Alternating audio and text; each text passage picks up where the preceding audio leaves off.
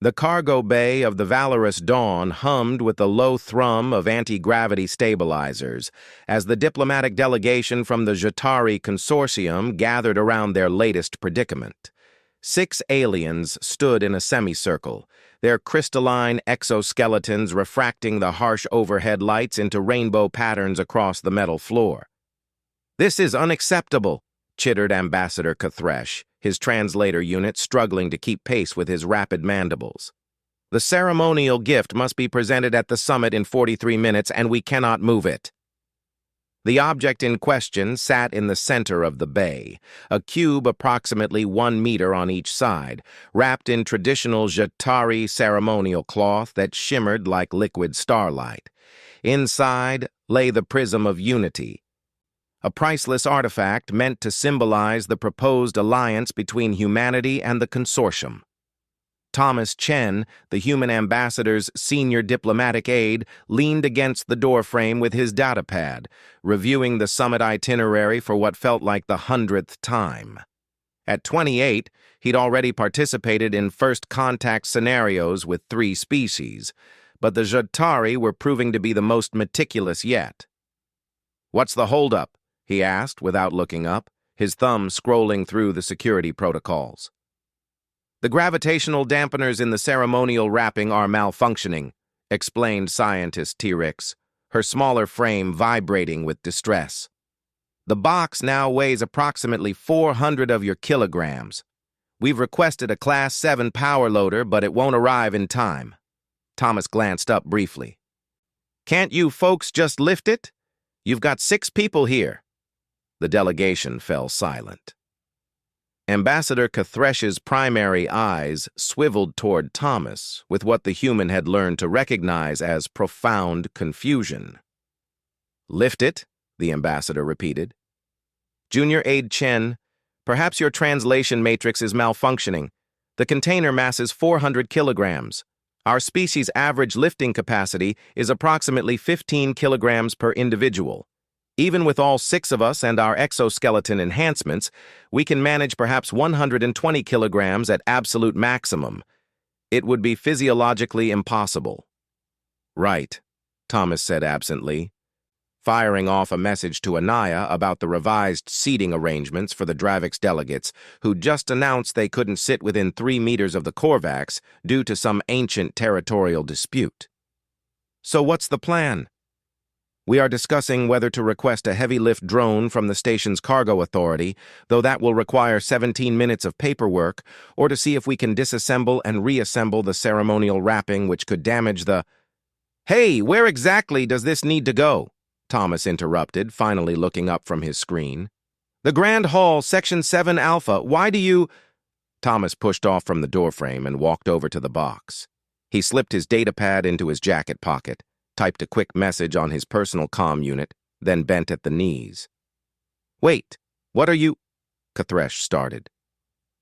In one smooth motion, Thomas gripped the bottom edges of the cube and stood up, the box rising with him as if it were no more substantial than a piece of luggage. He adjusted his grip slightly, balanced the weight against his chest, and turned toward the door. "Section 7 Alpha, you said? That's down the corridor, up 1 level, and to the left, yeah?" The silence in the cargo bay was absolute. 6 Jatari stood frozen, their translator units emitting small, confused beeps as they struggled to process what their visual sensors were reporting to their brains. "How?" Trix whispered, her scientific mind clearly melting down. "The mass. The gravitational constant. Your skeletal structure should be—" Guys?" Thomas shifted the box slightly. "This isn't actually that heavy. I mean, it's not light, but I've moved furniture heavier than this. Can someone get the door?" Nobody moved. Thomas's comm unit buzzed. He glanced down at his chest where the box was balanced, trying to read the message from Anaya. With impressive dexterity, he managed to extract the device one-handed while keeping the 400-kilogram container stable. "Anaya, did you confirm the Jatari's dietary restrictions? They're saying the vegetable arrangements contain something toxic to them." Thomas sighed and started typing a response with his thumb. The box still balanced effortlessly against his other arm and chest. Thomas. On it. Checking with the kitchen now. Also heading to Grand Hall. Can you notify security we're running 5 minutes ahead? By the shattered moons, breathed Ambassador Kathresh. He's operating a communications device while supporting 400 kilograms. This is impossible. I'm witnessing it, and I still don't believe it. Perhaps human gravity is significantly higher than reported, suggested junior diplomat Fathak. We're from Earth, Thomas said, still texting. 1 standard G. Pretty average from what I understand. Look, do you guys want me to take this or not? I really need to coordinate with Anaya about those seating arrangements, and I can't do that standing here all day. Trix's scientific curiosity finally overcame her shock. Human Chen, what is your species' average lifting capacity? Thomas paused his texting and shrugged, an action that made all 6 Jatari flinch as the massive box barely shifted. I don't know, maybe 60, 70 kilos for an average person. I work out a bit, so I can handle more. Why? 60, 70. Trix's vocalizations became garbled, her translator giving up entirely for a moment. That's nearly 5 times our capacity, and you're saying you can handle even more?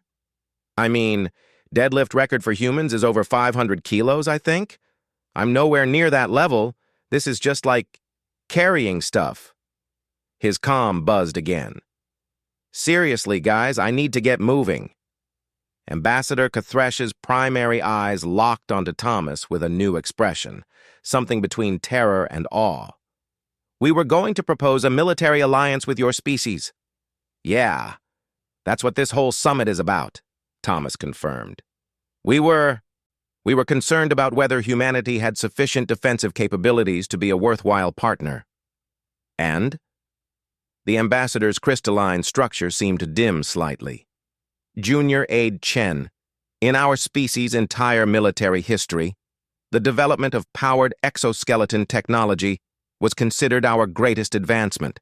It allowed a single Jatari soldier to carry equipment loads of up to 40 kilograms. It revolutionized our warfare capabilities. Thomas blinked. Okay. You're casually holding 10 times that while conducting administrative communications, without any mechanical assistance. Oh. Thomas finally seemed to grasp why everyone was staring. Right. I mean, humans are pretty strong compared to some species. We evolved chasing prey across plains until it collapsed from exhaustion. We're persistence hunters, good at carrying stuff long distances. Kathresh turned to his delegation. I'm amending our proposal. We're not requesting an alliance. We're requesting humanity take the lead in joint military operations immediately. Thomas shifted the box again and resumed texting Anaya. You'll have to take that up with Ambassador Rodriguez. I just coordinate schedules and carry things. Speaking of which, Grand Hall. Yes, of course, the ambassador practically jumped aside, gesturing frantically toward the door. Please, Human Chen, allow us to escort you. As Thomas walked down the corridor, still typing away on his comm unit with the priceless ceremonial box balanced casually in his other arm, the Jutari delegation followed at a respectful distance. They watched him navigate corners, nod greetings to passing station personnel, and respond to 3 more messages from Anaya about the revised summit protocols. Trix, whispered Kathresh. Remind me to never, under any circumstances, engage in physical conflict with a human. Already noted in my report, Ambassador, the scientist replied, her instruments scanning Thomas from behind. Also noting, humans apparently consider this level of strength so mundane that they'll employ individuals possessing it as administrative support staff. Terrifying, agreed Fathak. Absolutely terrifying, Kathresh confirmed, and exactly the kind of ally we need. Ahead of them, Thomas finally finished his text conversation with Anaya, slipped his comm unit back into his pocket, and whistled a cheerful tune as he carried 400 kilograms of diplomatic hopes toward their destination. Just another day's work for humanity.